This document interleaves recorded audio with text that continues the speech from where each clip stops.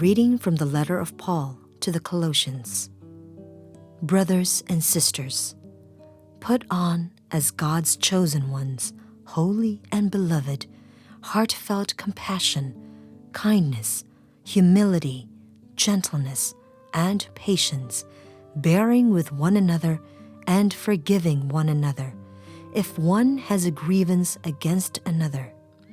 As the Lord has forgiven you, so must you also do.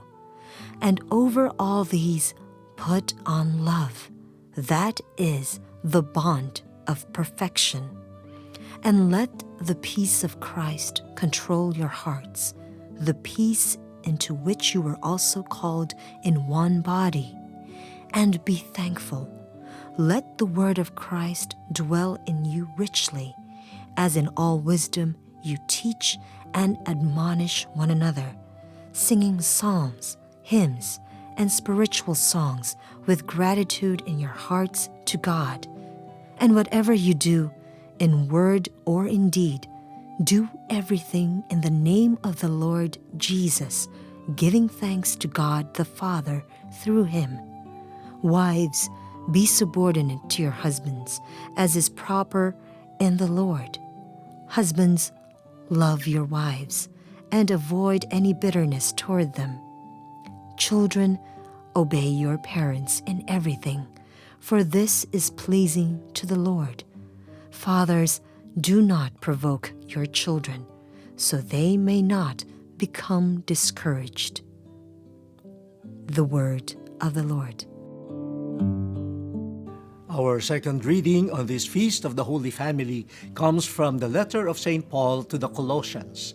We have been reflecting on the dynamism, the powerful life that the family should possess. And in the first reading from the book of Sirach, we find an address to children and how they will observe the commandment to honor and respect their parents, especially when the parents are already in their old age. Now, in the second reading, we find this same dictum, honor your father and mother, and expanded a bit to include the whole family, and further expanded to include the whole of society. So in this second reading, we find the seed of what we always hear, that the family is the cell of society. And for us, it is the first and the basic cell of the church, the society, the community called the church. Let us begin with the so-called social virtues. What are the virtues that keep society sane, humane, and civil? Now, look at this. Look at the enumeration of these virtues. Because you are God's chosen ones, you should clothe yourselves with heartfelt mercy, with kindness, humility, meekness, and patience. Oh, wonderful virtues. And then, you should bear with one another. And you should learn to forgive the grievances towards one another. All of this, imagine a society where people are merciful, patient, kind, respectful, meek. They could bear with one another, even with their enemies, and they're ready to forgive. Oh my, that society will be paradise here on earth.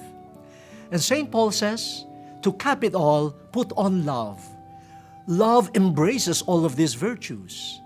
And love is the fulfillment of all of these virtues.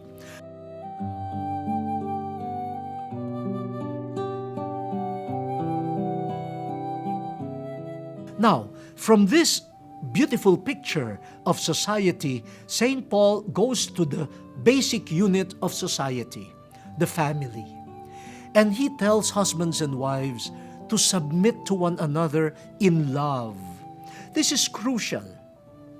Mutual submission, not because I am a servant of the other, not because I am a slave of the other, not because I do not have dignity and my partner has dignity. No.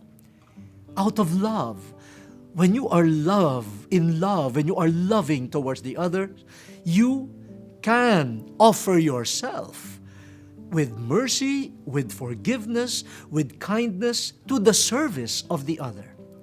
This is the love that husband and wife must show to one another. And the children should also submit in love to their parents. Again, obedience is an act of love and trust. And the fathers, most especially, are told by St. Paul, do not nag your children. Nagging, seeing only what is negative in them. Why? He tells the fathers, your children might lose heart. They might grow up insecure. They might grow up not knowing that they have something good in them. So here we find a society built on love, but where does it start? In the family. The dynamism of love that makes family members submit to one another, not being proud, but listening to one another, and taking care that each one grows, not pushing anyone as though that person, whether a husband, a wife, or a child, is of no value, but building up each other. And what builds up one another? Love. That is the secret also of a healthy society. In this day and age, social networking has become a very convenient mode of communication among people.